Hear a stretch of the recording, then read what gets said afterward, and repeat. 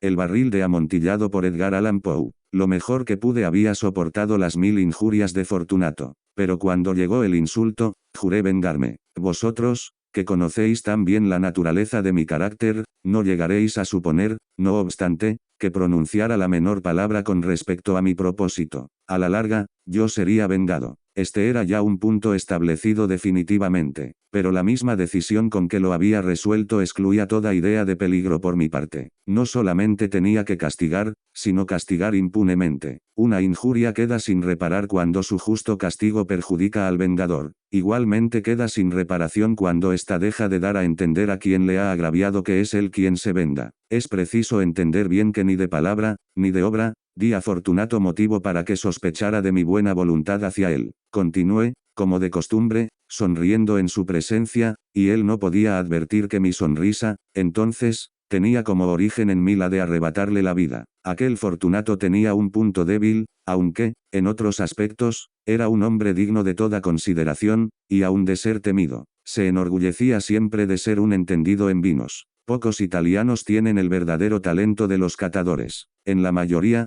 su entusiasmo se adapta con frecuencia a lo que el tiempo y la ocasión requieren, con objeto de dedicarse a engañar a los millonarios ingleses y austríacos. En pintura y piedras preciosas, Fortunato, como todos sus compatriotas, era un verdadero charlatán, pero en cuanto a vinos añejos, era sincero. Con respecto a esto, yo no difería extraordinariamente de él. También yo era muy experto en lo que se refiere a vinos italianos, y siempre que se me presentaba ocasión compraba gran cantidad de estos. Una tarde, casi al anochecer, en plena locura del carnaval, encontré a mi amigo. Me acogió con excesiva cordialidad, porque había bebido mucho. El buen hombre estaba disfrazado de payaso. Llevaba un traje muy ceñido, un vestido con listas de colores, y coronaba su cabeza con un sombrerillo cónico adornado con cascabeles. Me alegré tanto de verle, que creí no haber estrechado jamás su mano como en aquel momento. Querido Fortunato, le dije en tono jovial, este es un encuentro afortunado. Pero qué buen aspecto tiene usted hoy. El caso es que he recibido un barril de algo que llaman amontillado, y tengo mis dudas. ¿Cómo dijo él? ¿Amontillado? ¿Un barril? Imposible. Y en pleno carnaval. Por eso mismo le digo que tengo mis dudas, contesté, e iba a cometer la tontería de pagarlo como si se tratara de un exquisito amontillado, sin consultarle. No había modo de encontrarle a usted, y temía perder la ocasión. Amontillado. Tengo mis dudas. Amontillado. Y he de pagarlo. Amontillado. Pero como supuse que estaba usted muy ocupado, iba ahora a buscar a Lucchesi. Él es un buen entendido. Él me dirá, Lucchesi es incapaz de distinguir el amontillado del Jerez. Y, no obstante, hay imbéciles que creen que su paladar puede competir con el de usted. Vamos allá. ¿A dónde? A sus bodegas. No, mi querido amigo. No quiero abusar de su amabilidad. Preveo que tiene usted algún compromiso. Lucchesi, no tengo ningún compromiso. Vamos. No, amigo mío. Aunque usted no tenga compromiso alguno, veo que tiene usted mucho frío. Las bodegas son terriblemente húmedas, están materialmente cubiertas de salitre. A pesar de todos, vamos, no importa el frío. Amontillado. Le han engañado a usted, y Lucchesi no sabe distinguir el Jerez del amontillado. Diciendo esto, Fortunato me cogió del brazo. Me puse un antifaz de seda negra y, ciñéndome bien al cuerpo mi roquelaire, me dejé conducir por él hasta mi palazzo. Los criados no estaban en la casa. Habían escapado para celebrar la festividad del carnaval. Ya antes les había dicho que yo no volvería hasta la mañana siguiente, dándoles órdenes concretas para que no estorbaran por la casa. Estas órdenes eran suficientes, de sobra lo sabía yo, para asegurarme la inmediata desaparición de ellos en cuanto volviera las espaldas. Cogí 2 antorchas de sus hacheros, entregué a Fortunato una de ellas y le guié, haciéndole encorvarse a través de distintos aposentos por el abovedado pasaje que conducía a la bodega. Bajé delante de él una larga y tortuosa escalera, recomendándole que adoptara precauciones al seguirme. Llegamos, por fin, a los últimos peldaños, y nos encontramos, uno frente a otro, sobre el suelo húmedo de las catacumbas de los Montresors. El andar de mi amigo era vacilante, y los cascabeles de su gorro cónico resonaban a cada una de sus zancadas. Y el barril preguntó. Está más allá, le contesté. Pero observe usted esos blancos festones que brillan en las paredes de la cueva.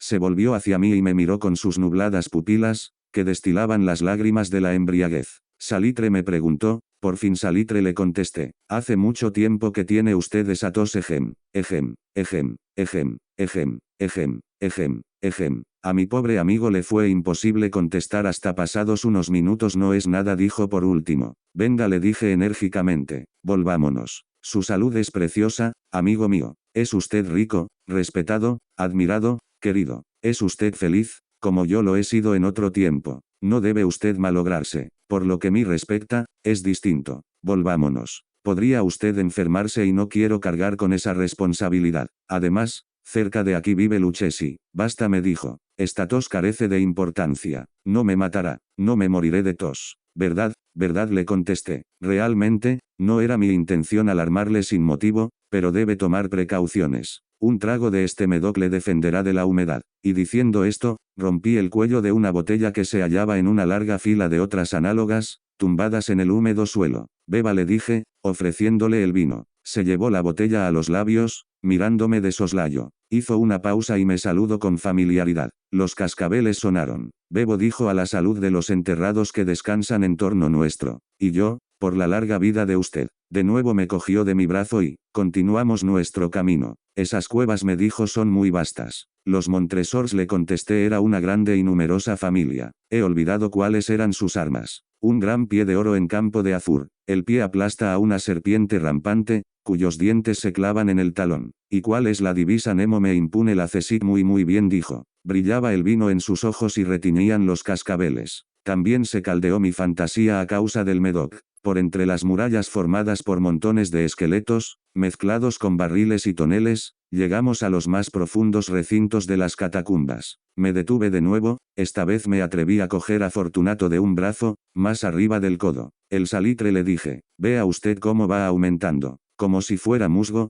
cuelga de las bóvedas. Ahora estamos bajo el lecho del río. Las gotas de humedad se filtran por entre los huesos. Venga usted, volvamos antes de que sea muy tarde. Esa tos. No es nada, dijo. Continuemos. Pero primero echemos otro traguito de Medoc. Rompí un frasco de vino de Grave y se lo ofrecí. Lo vació de un trago. Sus ojos llamearon con ardiente fuego. Se echó a reír y tiró la botella al aire con un ademán que no pude comprender. Le miré sorprendido. Él repitió el movimiento, un movimiento grotesco. ¿No comprende usted?, preguntó. No, le contesté. Entonces, ¿no es usted de la hermandad? ¿Cómo no pertenece usted a la masonería? Sí, sí, dije. Sí, sí, usted. Imposible. Un masón, repliqué. A ver, un signo, dijo. Le contesté, sacando de debajo de mi roquelaire una paleta de albañil. Usted bromea, dijo, retrocediendo unos pasos. Pero, en fin, vamos por el amontillado. Bien, dije, guardando la herramienta bajo la capa y ofreciéndole de nuevo mi brazo. Se apoyó pesadamente en él y seguimos nuestro camino en busca del amontillado. Pasamos por debajo de una serie de bajísimas bóvedas, bajamos, avanzamos luego, descendimos después y llegamos a una profunda cripta,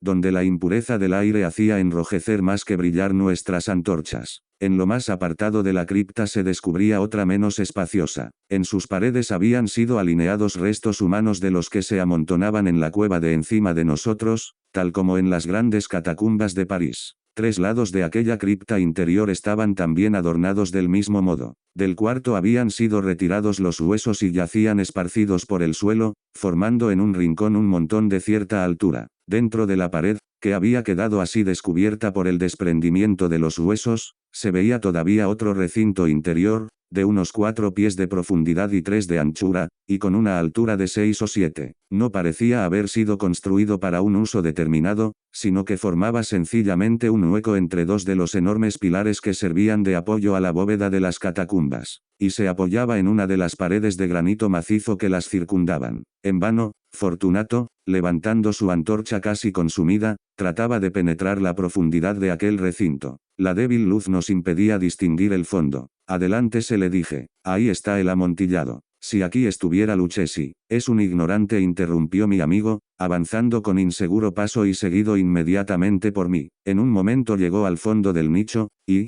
al hallar interrumpido su paso por la roca, Se detuvo atónito y perplejo. Un momento después había yo conseguido encadenarlo al granito. Había en su superficie 2 argollas de hierro, separadas horizontalmente una de otra por unos 2 pies. Rodear su cintura con los eslabones, para sujetarlo, fue cuestión de pocos segundos. Estaba demasiado aturdido para ofrecerme resistencia. Saqué la llave y retrocedí, saliendo del recinto. Pase usted la mano por la pared, le dije, y no podrá menos que sentir el salitre. Está, en efecto, muy húmeda. Permítame que le ruegue que regrese. No, entonces, no me queda más remedio que abandonarlo, pero debo antes prestarle algunos cuidados que están en mi mano. El amontillado, exclamó mi amigo, que no había salido aún de su asombro. Cierto, repliqué, el amontillado. Y diciendo estas palabras, me atareé en aquel montón de huesos a que antes he aludido. Apartándolos a un lado no tardé en dejar al descubierto cierta cantidad de piedra de construcción y mortero. Con estos materiales y la ayuda de mi paleta, empecé activamente a tapar la entrada del nicho. Apenas había colocado al primer trozo de mi obra de albañilería,